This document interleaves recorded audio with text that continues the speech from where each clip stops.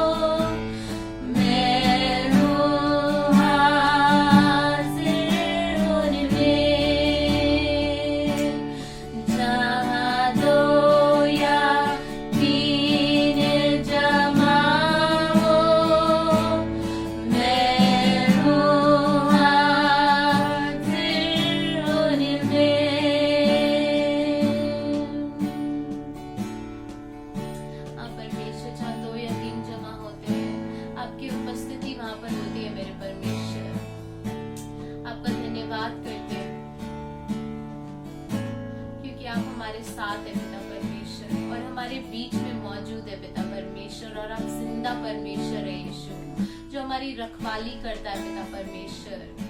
हम प्रार्थना करते कि हम अपने जीवन और अपनी आंखों को आपकी ओर लगाएं पिता परमेश्वर, आपके नाम को ऊंचा करें यीशु, यीशु के नाम से पिता।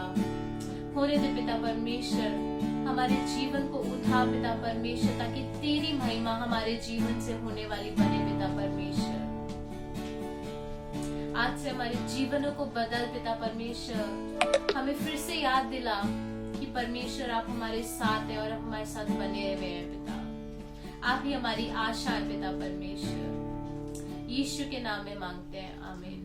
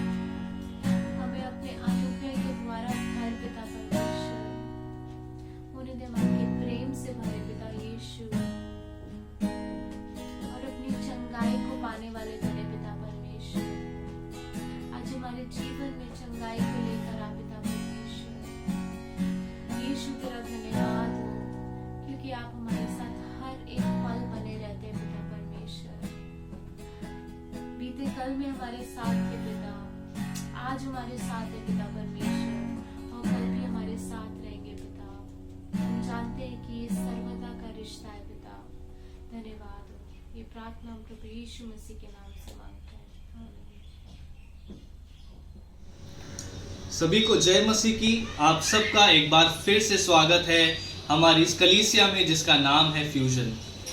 आप सबसे हर रविवार मिलके बहुत ही खुशी होती है। मेरी आशा है कि आप सब ठीक होंगे और आप सब परमेश्वर के वचन में बढ़ रहे हैं, प्रार्थना में बढ़ रहे हैं और एक दूसरे के संपर्क में होंगे। फ्यूजन क्या है? फ्यूजन एक बहुसांस्कृतिक समुदाय है जो कि यीशु मसीह के सुसमाचार को जीने और बांटने के प्रति केंद्रित है, ताकि हृदय की सच्चाई, बुद्धि की रचनात्मकता और हाथों से सेवा के द्वारा हम दिल्ली और उसके पार प्रभाव डाल सके। मेरी आशा है कि आप आज की आराधना से जो है परिपूर्ण हुए होंगे, आत्मा से परिपूर्ण हुए होंगे, और आने वाले समय में हम वचन में जाएंगे तो मेरी आशा है कि आप वहाँ से भी पूरी तरीके से तृप्त होंगे। आज के वचन के लिए मैं जो है जिनका परिचय आप सबको देना चाहता हूँ, उनका नाम है रेवरेंड डोरीन सिल्विया, और ये एक पासबान है और विक्ट्री फैमिली सेंटर चर्च में ये पासबानी करती हैं और पिछले 20 सालों से ये चेले बनाने के काम में है। ये नॉर्थ दिल्ली में किंग्सवे कैंप है, वहाँ पे सेवकाई करती हैं और इन्होंने आज हमारा न्योता स्वीकार किया है कि आप सबको वचन से परिपूर्ण कर सके।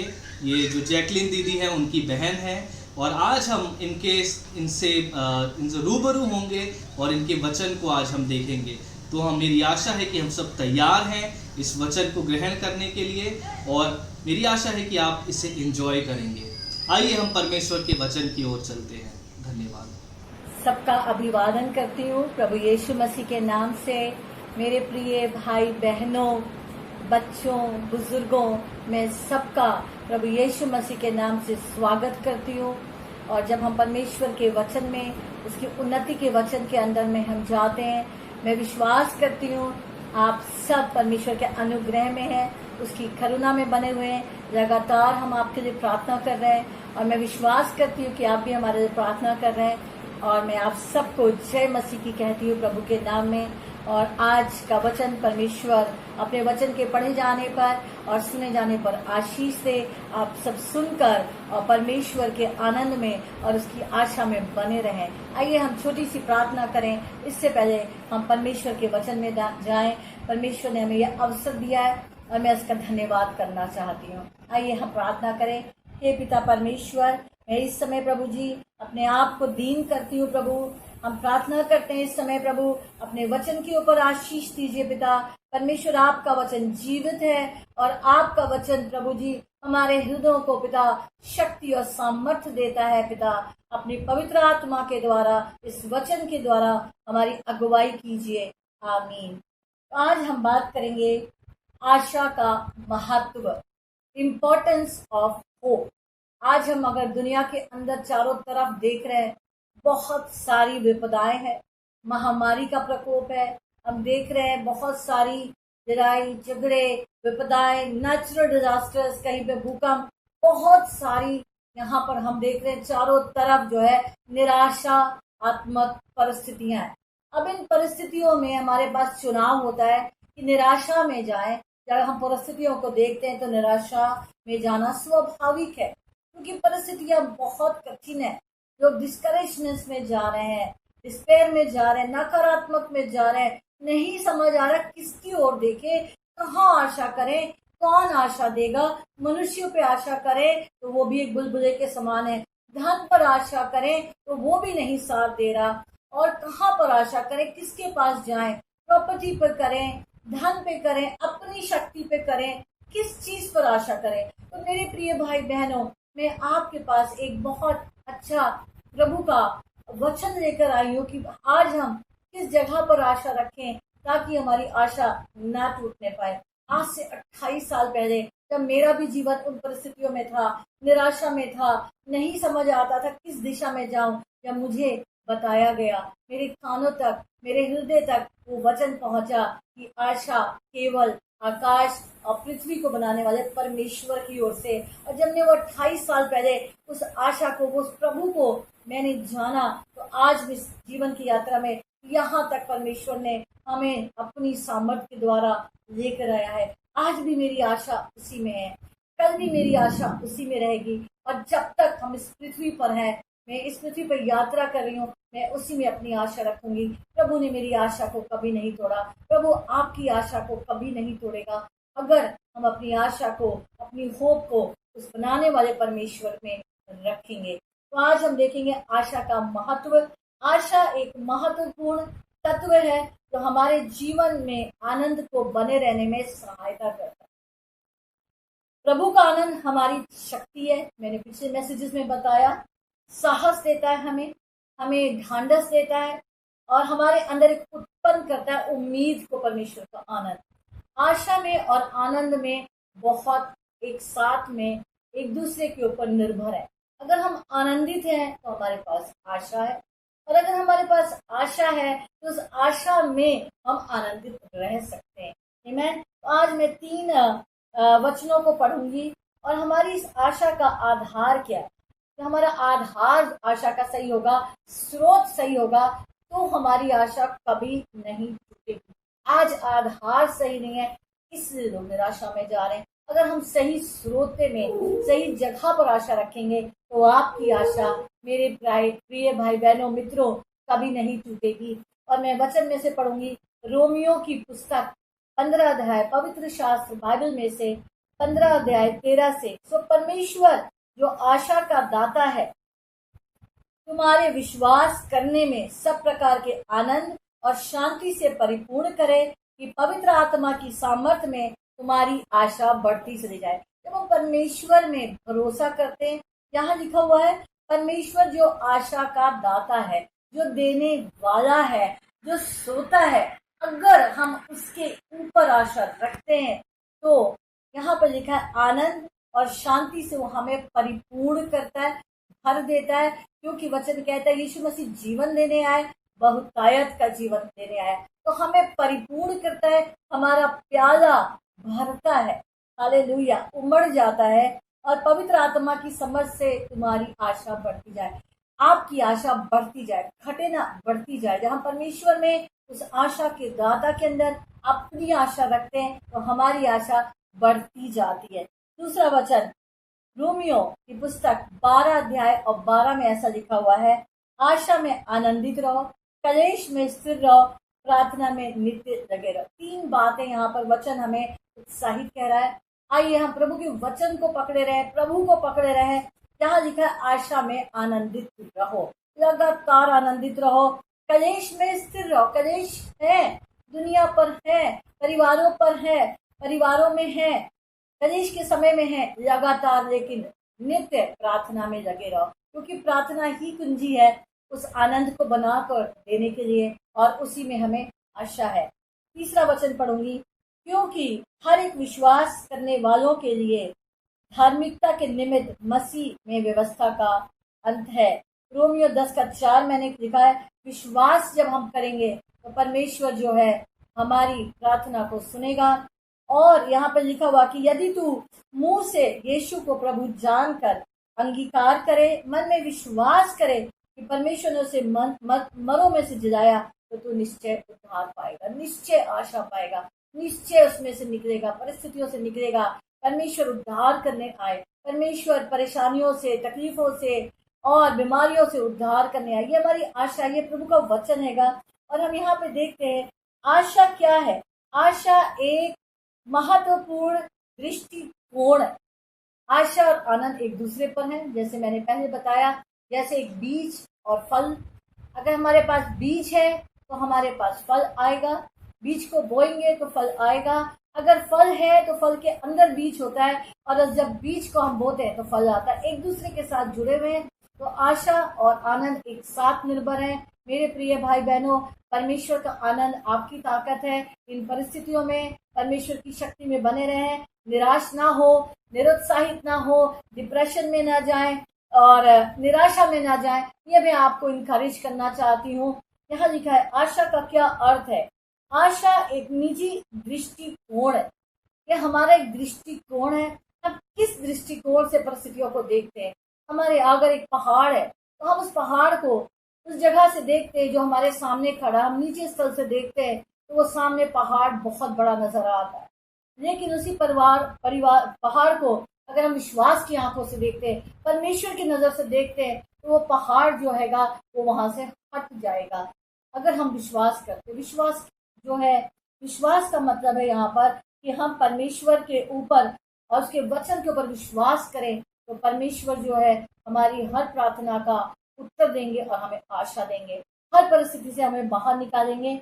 और हम यहाँ पर वचन में पढ़ेंगे, यहाँ पर वचन के अंदर में नीति वचन 13:12 में, जब आशा पूरी होने में विलंब होता है तो मन स्थिर होता है, परंतु जब लालसा पूरी होती है तो जीवन का वृक्ष लगता है। कई बार लगता है हम आशा करे जा रहे हैं और परमेश्वर तू हमें उत्तर नहीं दे रहा है, लेकिन मैं आपको इनकरेज करना चाहूंगी, जब परमेश्वर पर इंतजार करते वो नया बल पाएंगे। जितनों परमेश्वर पर दृष्टि करी उन्होंने ज्योति पाई, उनके मुंह कभी लज्जित नहीं हुए। आपकी आशा कभी नहीं टूटेगी, आपकी आशा कभी भी नहीं निराश होगी।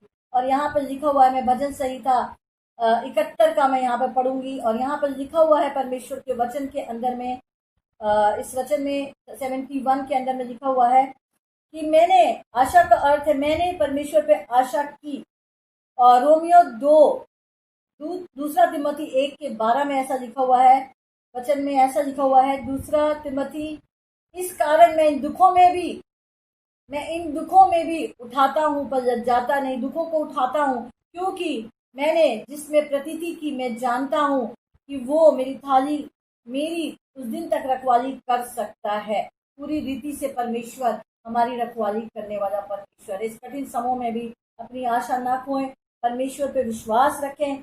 परमेश्वर आशा के संबंध में हमारा मन, विचार और भावनाएं आती हैं। हम कैसे सोचते, आशा जो है हमारी सोच पर, हमारे मन पर, हमारे विचारों के पर आधारित रहती है।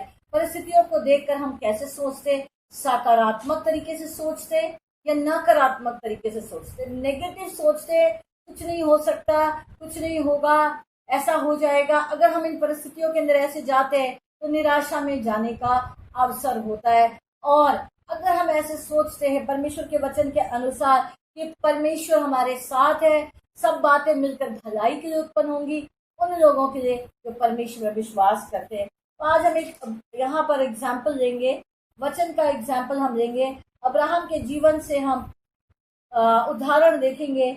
और मैं पढ़ूंगी यहाँ पर रोमियो की पुस्तक 18 आयत से लेकर, और मैं यहाँ पे 24 आयत तक पढ़ूंगी।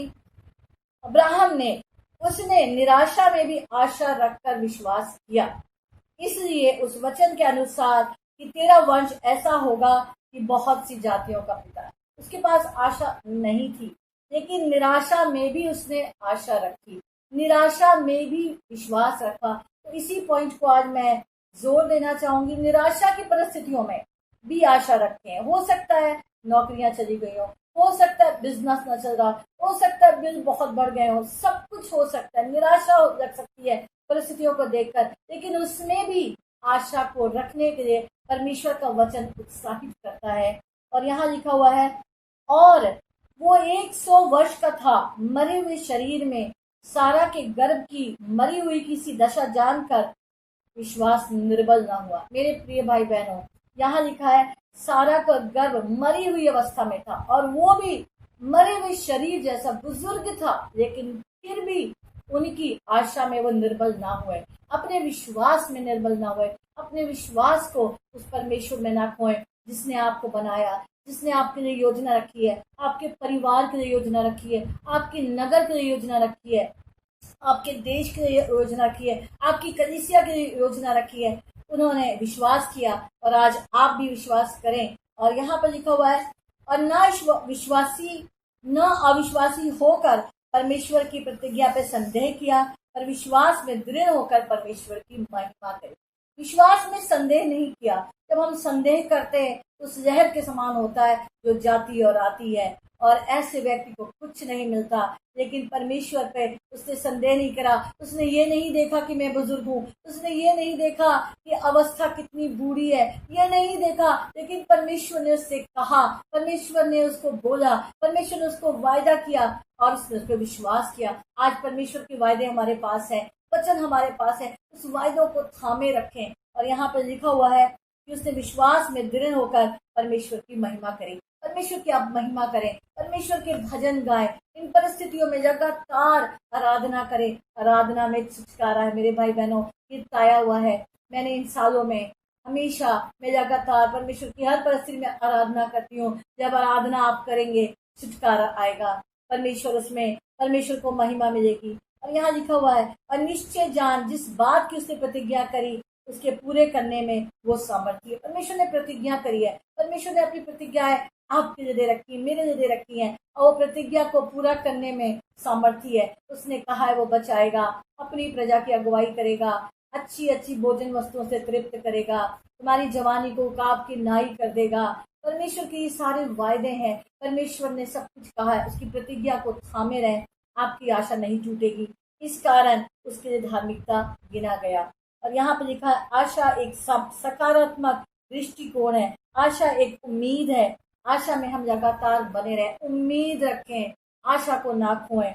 और परमेश्वर भला परमेश्वर है, वो अच्छी अच्छी भोजन वस्तुओं से, अच्छी अच्छी चीजों से अपने बच्चों को तृप्त करता है। अकाल के अंदर में भी वो भोजन को खिलाने वाला परमेश्वर है। और यहाँ पे लिखा हुआ है परमेश्वर के वचन में, और भजन संहिता 39 और 7 में लिखा है, अब हे प्रभु मैं किस बात की बाट जो हूँ, मेरी आशा तो तेरी ओर लगी है। क्या आज हम ऐसा कह सकते हैं, प्रभु मैं किस बात की बाट जो हूँ, किस बात का मैं इंतजार करूँ, मेरी आशा तो तुझ में लगी है। प्रभु ये हमारा दृष्टिकोण अगर है, हम परमेश्वर से एक्सपेक्ट कर रहे हैं कि सब बातों को अच्छा करेगा, सब बातों को नया करेगा। इन परिस्थितियों में परमेश्वर हमें अपने नजदीकी में लेकर आ रहा है। इन परिस्थितियों में परमेश्वर अपने आप को हमें रिवील कर रहा है कि वो हमसे क्या चाहता है, हमारे जीवन से क्या चाहता है। और परमेश्वर जो है वो आशा का सोता है। आज मैं ही आपको इनकरेज करना चाहूंगी और मैं आपको कहना चाहूंगी कि परमेश्वर जो है वो ही आनंद का सोता है, वही हमें आनंद देगा, वही हमें परिपूर्ण करेगा। परमेश्वर प्रतिज्ञाओं को रखने वाला परमेश्वर है। हमारी आशा कभी नहीं टूटेगी, आपकी आशा कभी नहीं टूटेगी। इंसानों को ना देखें, धन को ना देखें, संसार को ना देखें, परिस्थितियों को ना देखें। वो चीजें जो हैं आपको आशा को तोड़ सकती हैं, सकारात्मक की जगह नकारात्मक कर सकती हैं, लेकिन परमेश्वर में आपका आशा है। आपके मुंह कभी लज्जित नहीं होंगे, आपकी प्रार्थनाओं को परमेश्वर सुनेगा। लगातार नित्य प्रार्थना करते रहें, आनंद में बने रहें। प्रभु आपको आशीष दे और आशा का सोता आपके साथ बना रहे। यीशु के नाम से मैं आप सबको आशीष देती हूँ। थोड़ी सी प्रार्थना करूंगी। हे पिता परमेश्वर, वचन कहता है परमेश्वर तू आशा का दाता है।